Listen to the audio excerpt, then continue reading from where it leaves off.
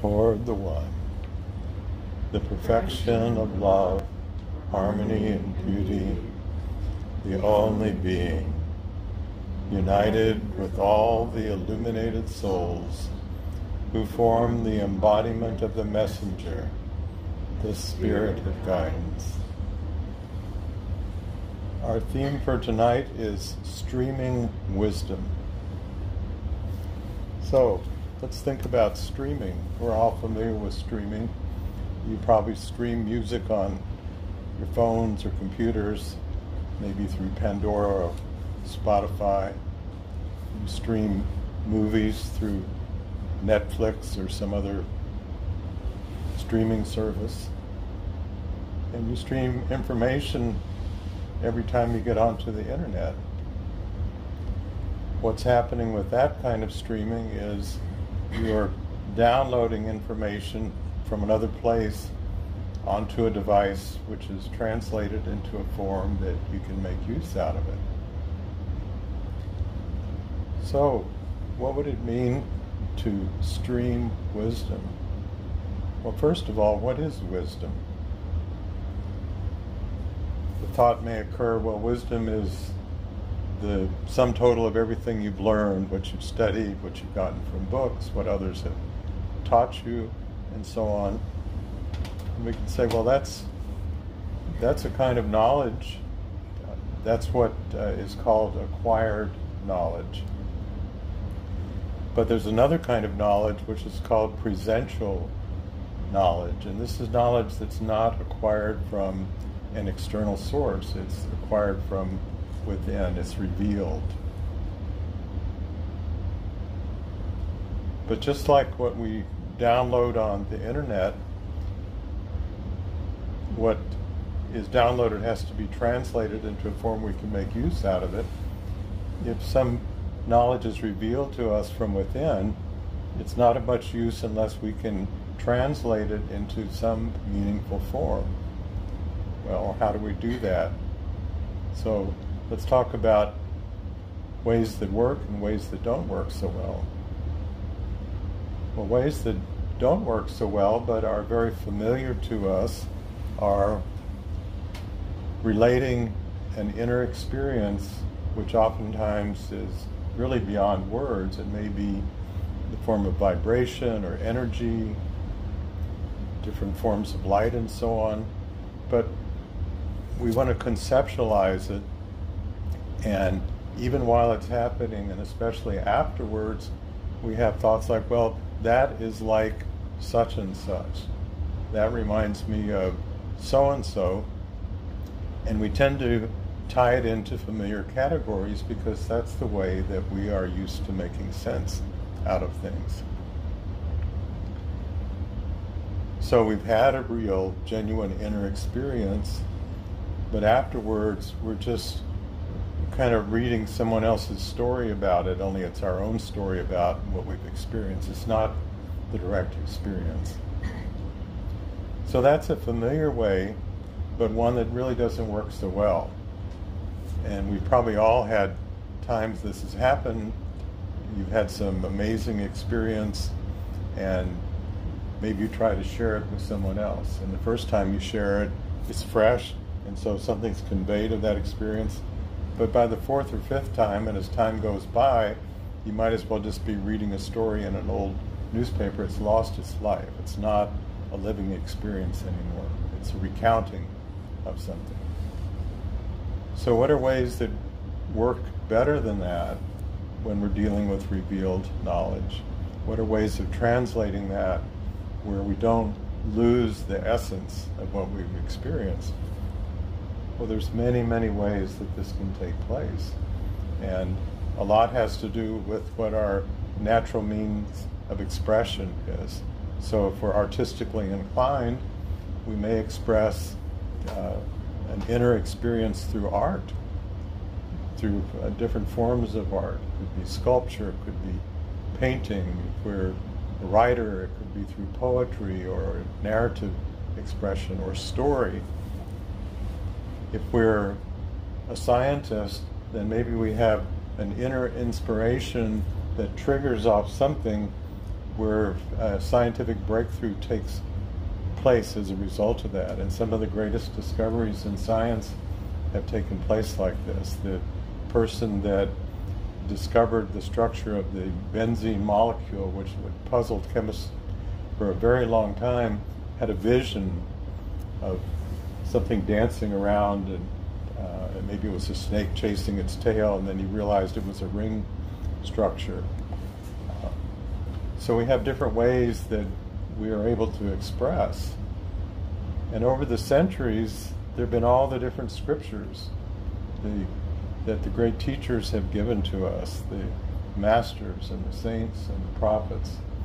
And how are these scriptures expressed? Well, first of all, what are they trying to express? They're trying to express a great being's direct experience of the mystery, which can't be put into words. But they're called the messengers, so there's supposed to be a message that comes through, and so they do the best they can in accordance with the evolution of humanity at the time, with the thinking of humanity at the time, to put it in terms where people could understand. And this has been often done through parables. We're all familiar with there's many parables that Jesus gave. It's done through allegories. It's done through song. In fact, the word Gita, the Bhagavad Gita is a sacred scripture of India. Gita means song. It's really a song that's historic. It happens to be a story that takes place on a battlefield, which is kind of an unusual setting for a scripture. But they're the attempts of these great beings to translate something into a perceptible and understandable form. But what they're trying to express can never really be gotten at precisely through any means. But it can be a pointer. There's a saying in Buddhism, don't mistake the pointing finger for the moon. It's a clue. It's meant to give us an impetus. So when we read mystical poetry, the poetry of Hafiz or Rumi, there's many levels, and the surface level is just, well, this is nice, this is humorous, this is very touching, but there's multiple levels of meaning that are conveyed in that. There's multiple levels of meaning that are conveyed in the parables in the Bible, and depending on a person's understanding, then they're able to see past the surface level into much deeper levels of what that's about. So as we progress, we become more capable of penetrating into the deeper levels of an experience that we have, finding a way to connect that experience to our usual sense of self, you could call it our frame of reference or our identity. So we find a way to tie that into that. And initially, the way that we're most familiar with is a dualistic frame of reference. We are separated from what we've experienced, even if it's our own experience, even if it's an experience that's happened on an inner level. Afterwards, we go, well, but we think that I is this, what's walking around in the world, had a temporary vision of the heavenly realms. It's like you got catapulted up and you were able to experience for a bit, but then you came back down to here, and you know that was a very wonderful experience, and you'd like to get back to it, but you don't really identify with that experience as really being you. It's something that you experienced in a state that's other than yourself. So this is a dualistic way of trying to make sense of experience. Well, the scientists say that the reality has many, many, many dimensions, many more than 3 of space and 1 of time. In string theory, I think the latest is that there's 10 dimensions. Some string theorists think there's 21 dimensions. Most of these are so tiny they're curled up inside of the ones we're familiar with, but the equations that are the best models of reality that they come up with so far require these extra dimensions, and eventually some of these large colliders are going to discover evidence that there's other dimensions than this one. Well, mystics could have said, hey guys, you could have saved yourself trillions of dollars. We've been trying to tell you this for thousands of years, but you thought we were nuts, so you didn't listen to us. Okay, now you know there's something else. But scientists are realizing that what they're discovering with quantum physics makes no sense, that this was all that there was, these dimensions. Okay. So there is a possibility of a way of understanding that is not dualistic, where we don't have to relate to and conceptualize what we are currently experiencing or what we have experienced in an inner experience as something separate from ourselves. And historically, the really only other option most of the time on the spiritual menu was, well, you can't really understand reality unless you lose totally any sense of separation and individuality, and you merge your consciousness with the totality of consciousness, which is given different names by different traditions. Then you can have a direct experience, but you can't bring it back with you because you weren't there having this experience. You shed the vestiges of separation and you were in the direct experience.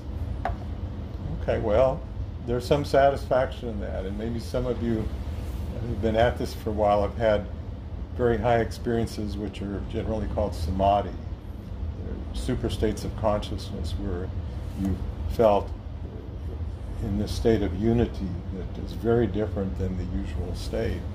But when you come out of that, it's very easy just to fall back into, oh, I was having this experience. It was like such and such. It was so wonderful. This being what you think of as I, want to get back to there. And so you try to do that. And spirituality and religion, I would say for thousands of years, the purpose of different traditions has been the return of the soul's journey. And so virtually every tradition talks about a creation story, and the human souls, or the souls were created and they descended into manifestation, and depending on how the tradition describes manifestation, it's the fall of the soul from perfection. And the purpose is for the soul to get back to perfection. Or if it's in traditional Hinduism, it's everything is the dance of God. It's Leela, it's Maya, and it's kind of entertaining, but it's not reality. The reality is something other than what we experience. If it's Buddhism, it's the wheel of being and becoming, and the aim is to get off of this wheel and go to the something that you can't say is in form and is not in form, is emptiness. You can't describe it. That's the point. It's something beyond that. But in all these different traditions, the purpose is seen for the individual to either get to a super state of consciousness which enables them to jettison every aspect of their physicality, their emotions, their mental functioning, and to go into the mystery beyond. That's the purpose. Well, the Sufism that Hazrat Inayat Khan brought to the West in the early 1900s was very different. The purpose was seen as awakening of divinity in life. So the purpose is for the divine to awaken in existence. And how does that occur? It occurs through every being in existence achieving the capacity to participate in this grand awakening process. So each of us is an aspect of that one being, whatever you want to call it. You call it God, the divine, the transcendent. That one being seeking to understand him, her, itself, and the only way that could take place is for there to be an existence that could establish a relationship between the manifest and the transcendent. And then wisdom is the product of that. Wisdom is what is distilled from that relationship. Okay. So the Sufis say that creation occurred because God was a hidden treasure desiring to know and to be known. And so each of us enables that knowing to take place. Even Arabi, who was a great Sufi, lived hundreds of years ago, said that every soul embodies a unique aspect of the divine wisdom that no other soul ever has or could have access to. So this is very radical. He was basically saying that even the Buddha, in Buddha's total enlightenment, there are things that each of you potentially have access to that the Buddha could not know. Think about that for a minute. Especially the next time you get down on yourself and think, I'm not much of anything. You have access to a part of the divine wisdom that nothing in the universe ever has, can, or will be able to have access to except through you. Now, you might be thinking, well, it's kind of like something that's password protected, like I've got a secret Swiss bank account, and if I get the password to it, I can get the money out of it. Okay, so I've got my chunk of the divine wisdom somewhere, and if I do enough spiritual practices for long enough, then I'll find the key to download my part of the divine wisdom, and then I can share it. Well, that's a beautiful thought. There's nothing wrong with that thought. However, I don't believe that that's the way that it is. Many of you have probably heard of the notion of the Akashic Records, which are supposedly like the cosmic library in which the knowledge of everything that ever has been and ever will be is stored. So if you can get into that library, you could look and find out what's going to happen billions of years in the future and what happened billions of years in the past, like it's just sitting there. Well, I think the Akashic Records is more like the internet. It's always changing. It's changing by the input of everything that contributes to the information on the internet.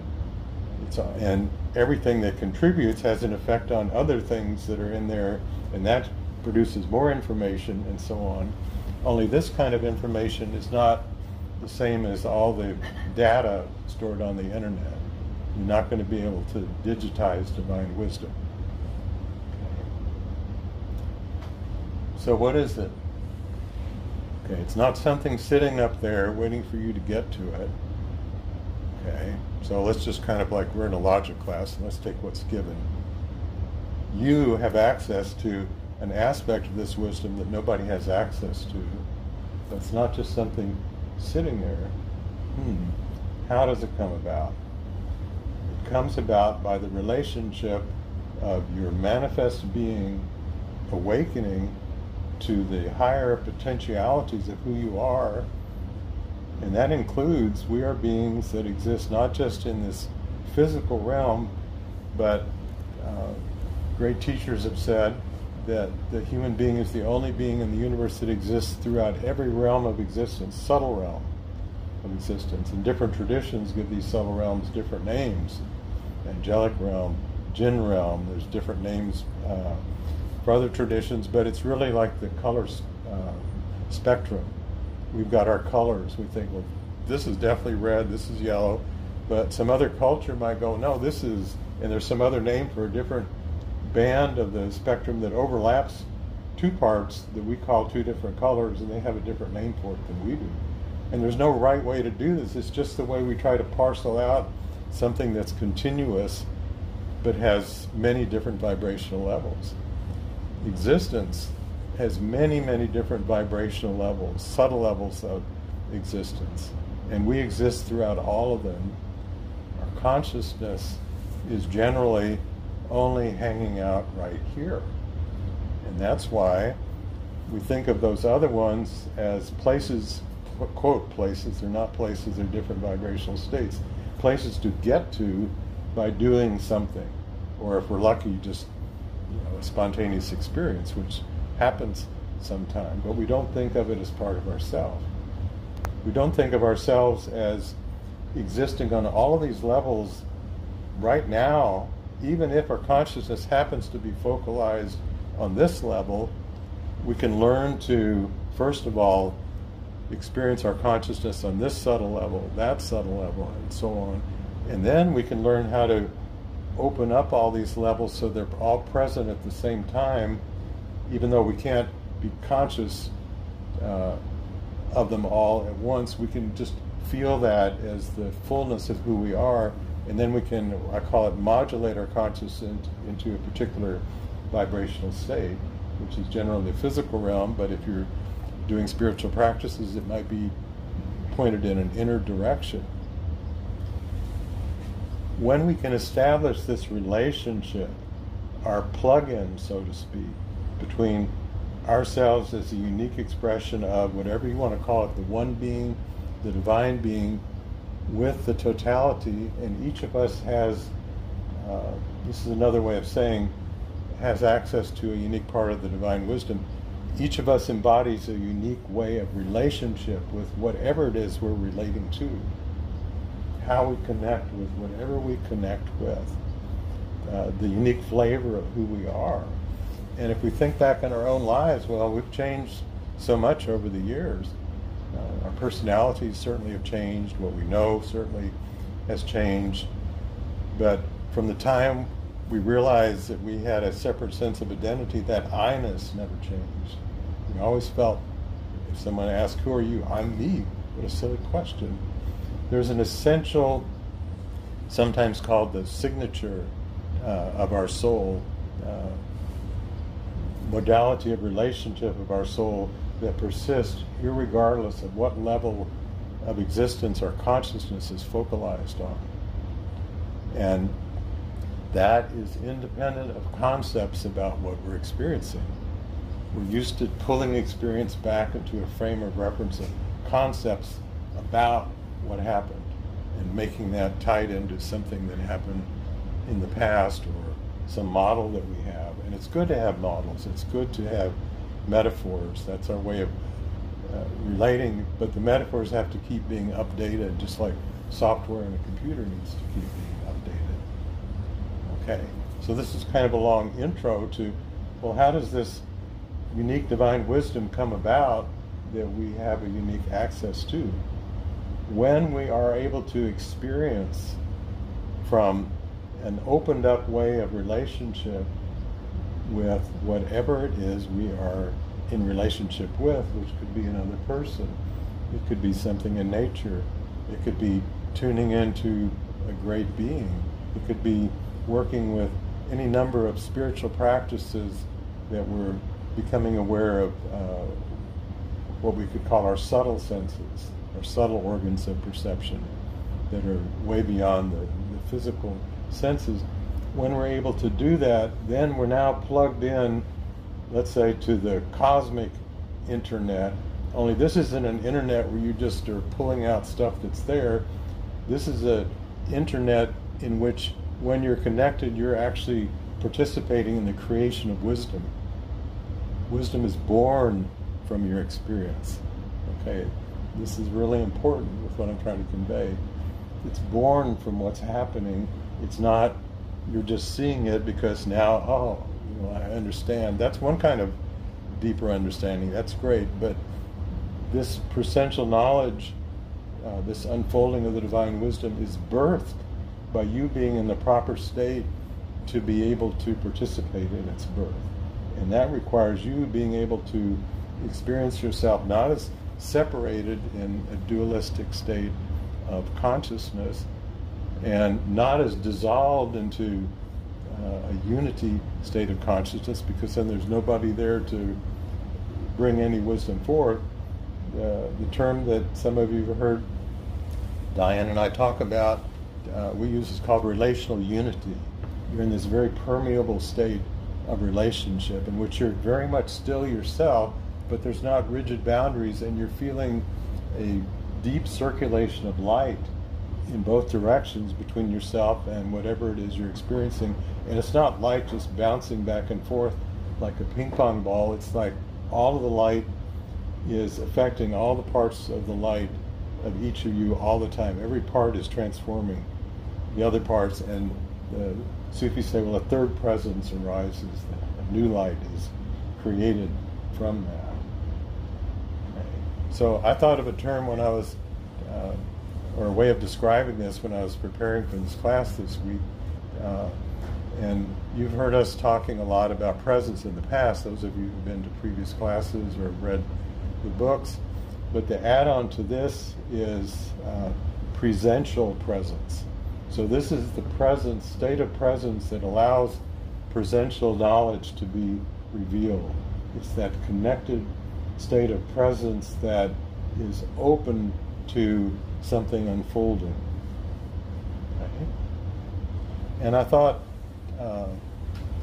about, some of you may be familiar with, scientists are working on using fusion as a way to generate energy, because unlike nuclear fission, which produces radioactive waste, it's got to be disposed of, and there's risk of accidents, and that's the kind of nuclear reactors we have now. If they could make a fusion reactor, it smashes hydrogen atoms together and it generates an energy field, a plasma that's hotter than the surface of the sun. It's like 1,000,000 degrees. You can imagine how much energy you could generate from that. But the problem has been containing that. Where are you going to find a jar to hold something that's 1,000,000 degrees? But they can contain it very briefly with very strong magnetic fields. But I read recently, I think someone from MIT has found a much cheaper way that would be much smaller, that for the first time actually generates more energy than is needed to make the reaction happen. Because the present fusion experiments, you have to put more energy in than you get out. Well, that's not going to help the energy crisis. But this one, for the first time, made more energy than what was put in. Well, if this could be perfected, you'd have a boundless source of energy that would, never run out. It's not polluting, doesn't make radiation or anything. Wonderful. So let's hope that continues. So what does this have to do with wisdom? Well, I talked about the need when we have a kind of a direct experience to translate, bring it down. But there's also, if you're going to be in this state that's birthing new wisdom, it'd be nice to have a way of being able to stay in that state and to allow wisdom to continue to be birthed and still be fully functional, to be able to do what you need to do in the world. You're not spaced or anything, but you are enabling this birth of wisdom to be just a natural property of who you are and how you are in relationship to this. Well, this requires not the kind of containment field that fusion requires, which is boxing it in. This requires, I don't know what term for it, but we'll call it a containment in quotes field that's boundless. It's not locked into anything, but it's a field in which you are preserving the essentiality of your being. At the same time, you're in relationship with whatever it is that you are experiencing, and enabling this birthing of wisdom to continually take place. So you're able to just be in that state. It'd be like a surfer is riding that wave. Only this wave is, the Sufis say there's a new creation born at every instant. So it's like riding that wave of new creation and never losing yourself, not pulling back an experience no matter how wonderful it has been and trying to wrap it up and label it and identify it and conceptualize it, but just going forward with it. It's like a way of being. Well, the mystics have a term for this. It's called the resurrection body. And we think of resurrection body like in the Bible, Jesus resurrected, rose. But this is not quite the same thing. This is like the Sufis sometimes say, die before death and resurrect now. What does that mean? It means learn to function from the true reality of who you are. And by functioning from that true reality, then you are enabling this process which the Sufis could say, is the reason why you exist. It's the reason why there is an existence, but the way that wisdom comes through is different for each person, and what enables that wisdom to come through is different for each person. So we all have our natural modalities that are the ways in which the clearest expression of our essence comes through. And again, it could be through art, it could be through music, it could be through poetry, it could be through business, it could be through how you relate to children, it could be gardening. There's so many things it could be. The point is not what the activity is, the point is the way that you go about that activity, and the fact that that activity is the most fulfilling way for you to express who you are. Okay, so let me read you some quotes about this.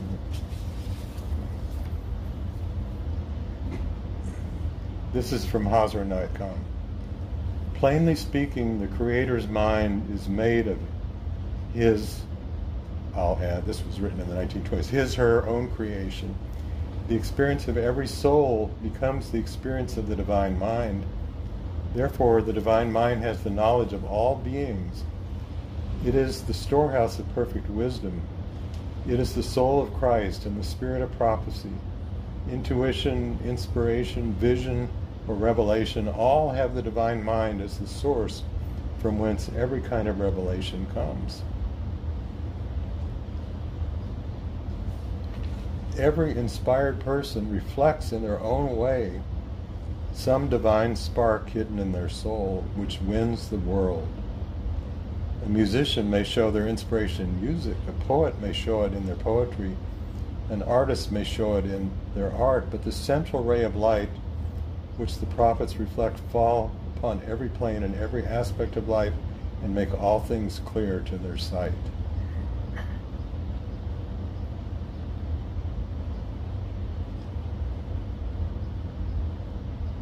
The spirit of guidance, which the Sufis talk a lot about, its inner invocation, who form the embodiment of the messenger, the spirit of guidance. The spirit of guidance is as the yeast which is used to make bread, to prepare humanity for the purpose for which it was created.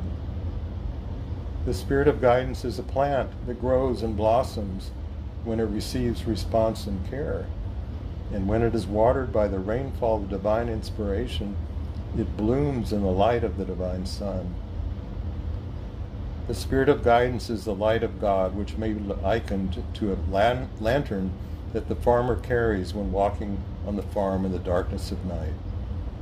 The spirit of guidance is like a searchlight. Any object on which the searchlight is thrown, it shows clearly. So the spirit of guidance thrown upon any aspect of life gives one a keen insight into it. In the spirit of guidance, one finds a living God active in the heart of every person. Everyone has this in their being.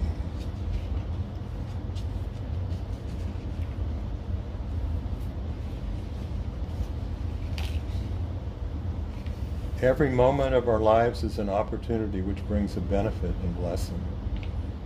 And the one who knows how to be benefited by it and how to be blessed by it receives the benefit and the blessing. Everyone seems living and awake, but few souls really are living and awake. There are opportunities of benefit and blessing on every plane of one's life, on the physical plane, on the mental plane, on the spiritual plane, and every opportunity is invaluable. There is no greater and better opportunity than the moment that can give a spiritual illumination, a moment when one can receive the blessing of God. It is a priceless moment. Who knows it and understands it and tries to be benefited by it is blessed. So oftentimes in our spiritual journey, we're looking for glitz. We're looking for peak experiences, which they're great, but that's not the point. What we're really seeking for so long, oftentimes we can't see because it's available every moment of our day. It's available by making just a shift in our way of relating to whatever it is that we are experiencing.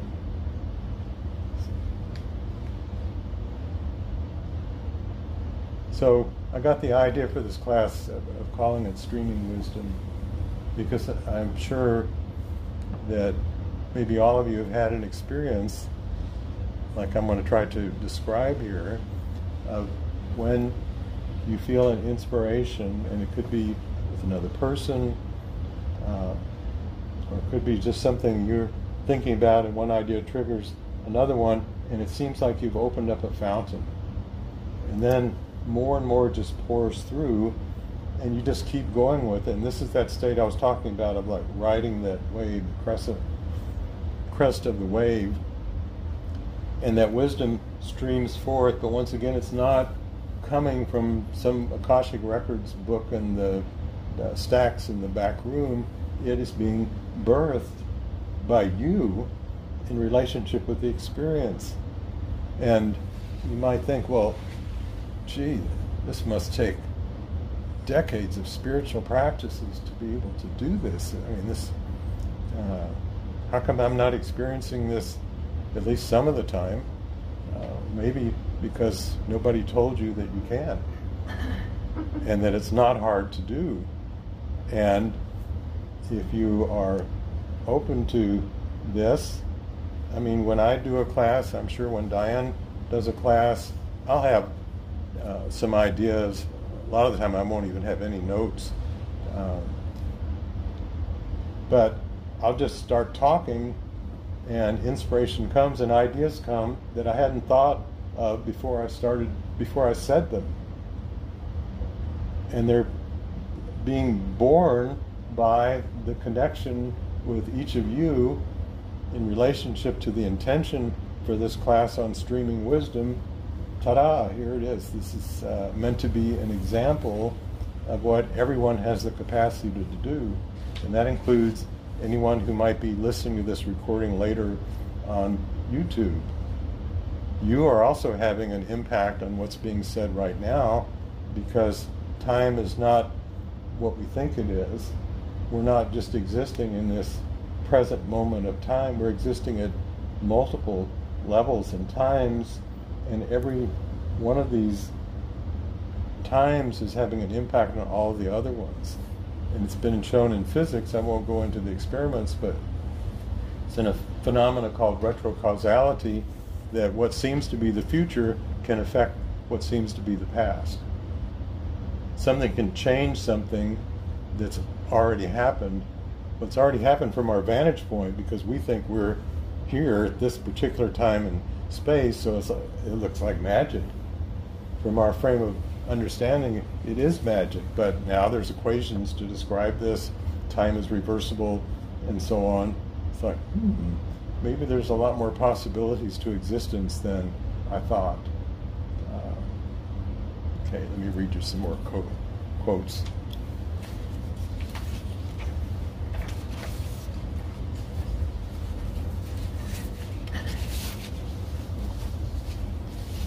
I love this one. Revelation is the disclosing of the inner self. So, what's discovered in your revelations is you're discovering yourself. And yourself is a unique expression of the divine being.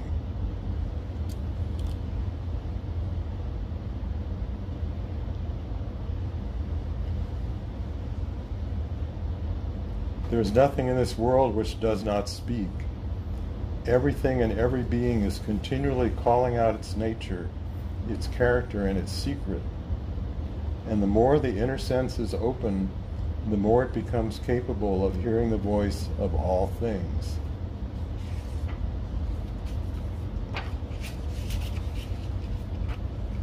It's talking about Moses' experience on Mount Sinai.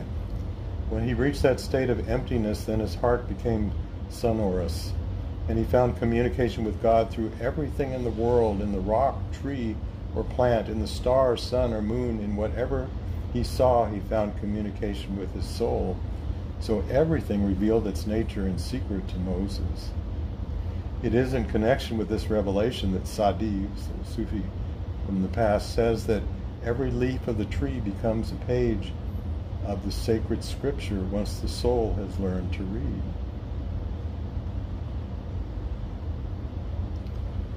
Life is the answer to the mystic's question. With every question that arises in the heart of the mystic, he or she has to but look at the life before them and it answers them.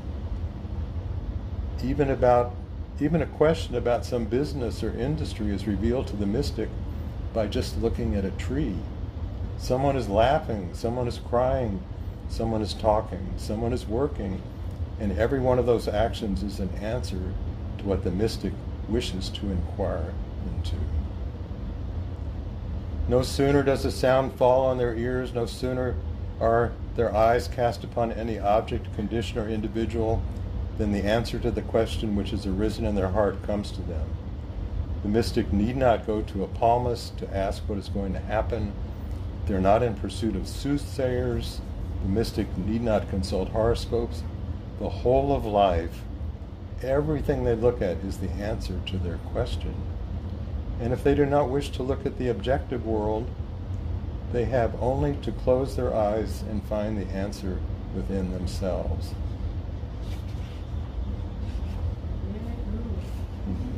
Once you are on the real road, we're on our spiritual path, right?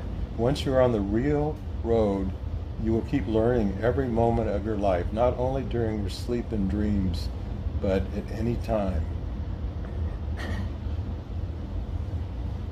The real road is to be followed at all times. This blessing is revealed in every aspect of life, even in inanimate objects, in trees and plants.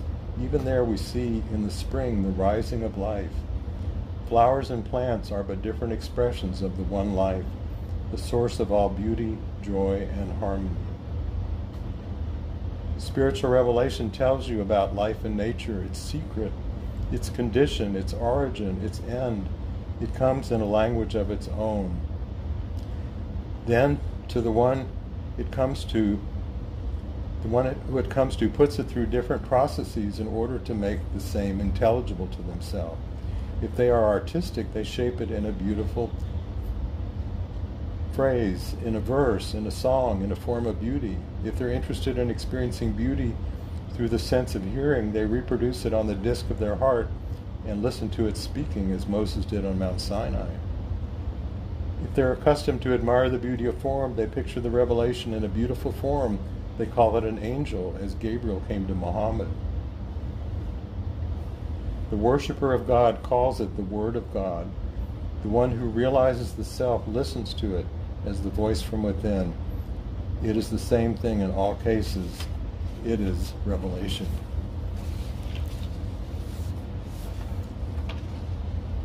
So, what's another tip about being able to participate in this ongoing creation of wisdom which is revealed, and it's not just revealed to you the way we think about ourselves, it's revealed to everything. It becomes available to everything in existence, and it becomes available to however you think of as the divine being. Because what can be revealed through you, the divine being could not know until you come into that state of relationship. And that's a profound, very profound thought. So the talk about having a purpose for awakening and being on the spiritual journey, it's not just for your own illumination, that's great, but it's for you are participating in the awakening of all of existence. Bodhisattva takes a vow not to take final liberation until all sentient beings are liberated. Well, the physicists now are postulating that even subatomic particles may have some kind of consciousness that's not the same as we have. And Hazrat Inayat Khan says that ultimately every atom will have its moment of awakening. So if everything in existence is an expression of the divine being, And if the purpose of existence is for the divine to awaken in manifestation, then that means we're all collectively participating in this cosmic awakening, and what becomes possible is much more than just the sum of separate beings achieving illumination, enlightenment, whatever. So if everybody became the Buddha, just kind of hanging out in this super state of consciousness, well, that'd be pretty far out. But some of you may have read about the idea of infinity. There's different orders of infinity, and there's some infinities that are so much bigger than what you think of, like the infinity of numbers, and there's ones beyond that that'll just, you want to get your mind boggled, read a book about all that. But what becomes possible by different beings who have achieved at least some degree of awakening coming into resonance with each other. And I talked about this third presence that's born, this light upon light. Now a revealed wisdom becomes possible that's much more than the sum of what could come from this one and what could come from that one. Now there's a wisdom that could only take place by the relationship of these two. And think about millions and billions and untold numbers of souls and forms of expression, not just in this world, but who knows in how many worlds throughout the universe, all on this journey of awakening and developing the capacity to plug in and harmonize with other beings participating in this, what then could come through. So let's do a little meditation.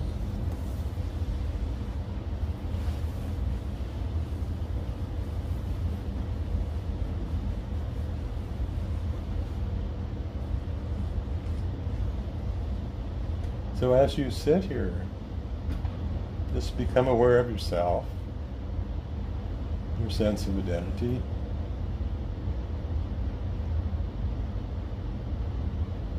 And perhaps just take it as an experiment or a hypothesis that what I'm saying is true, that every moment is an opportunity for the creation of wisdom that and revelation that's never been before, by you just opening to a deeper reality of your being. And you don't have to think about how to do that. For one, that won't work. You can't grit your teeth and grind your way up to some other state of consciousness. But again, just take it as an experiment or an assumption. Hazrat Inayat Khan said that spirituality is a process of becoming a natural human being. And I think what he means by this, by natural, is becoming who we really are, as opposed to who we come to believe that we are in the state of great limitation, separation. So see if you can just relax that sense of separation and limitation, and trust that you embody a unique way of the divine discovering his or her own self that can only come through you. And see if you can feel a pull, a longing of the divine to know what can only be known by your relationship with the divine.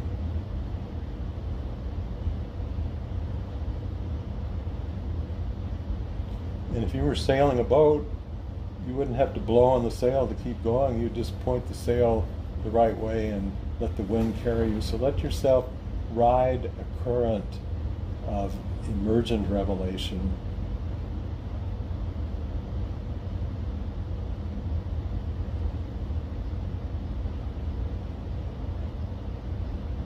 And you may just feel some kind of nibbles or a different state or a feeling of energy, and just kind of orient yourself in that direction. But don't pull it back and think about what's happening. Just open to the experience. Be present to an emergent experience.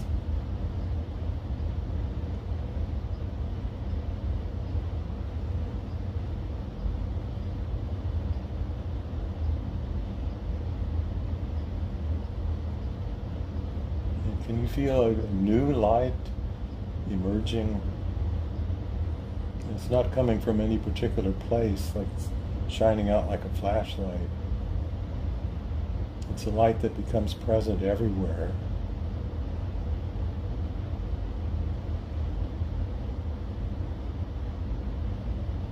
And there's a familiarity about this light.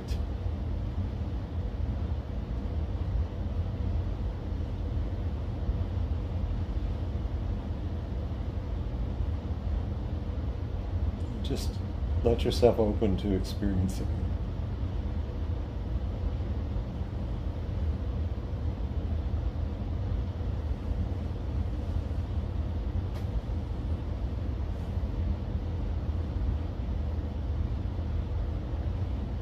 Let yourself harmonize with this light.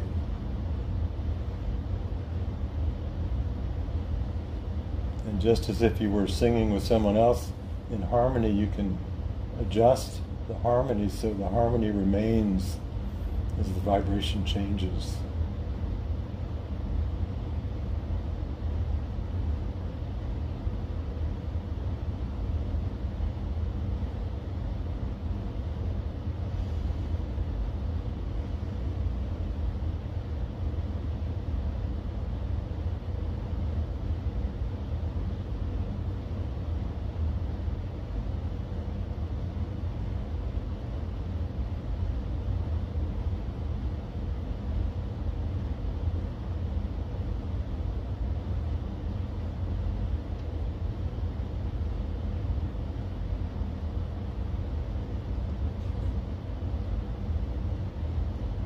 Allow yourself now to open to your connection with many, many other beings who have awakened or are awakening to their own unique part of this. And feel yourself coming into harmony with the light of those beings. And feel those beings coming into harmony with the light of your being.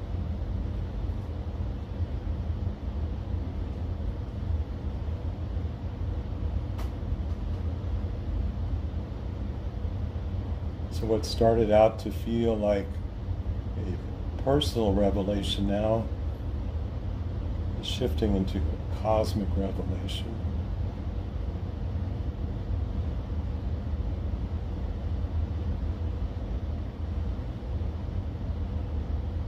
In which you are still very much who you are. You're not lost in it. And you're not separated from it.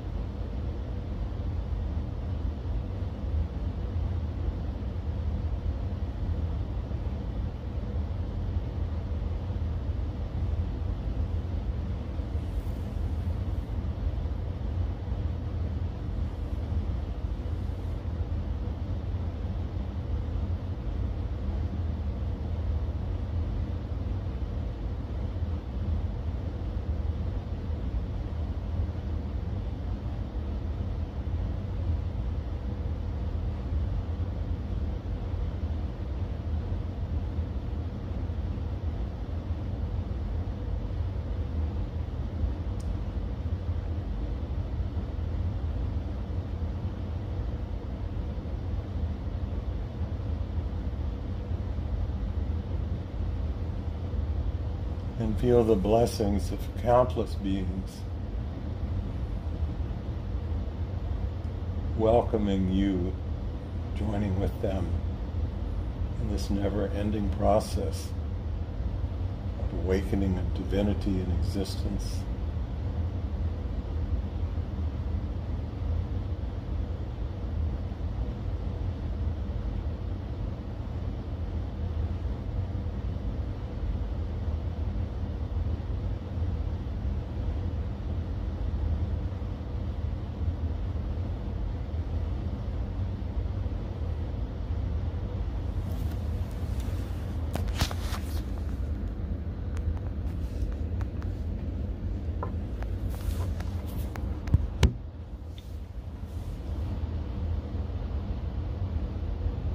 gently bring your focus of awareness back to being present in the room without losing this expanded awareness of the true nature of who you are.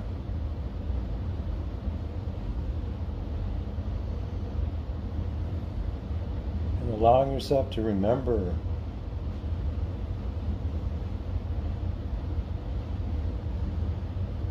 that every circumstance in your life is a potential portal to the sacred. That everything is seeking to reveal its nature, and everything is seeking to discover the revelation of your nature.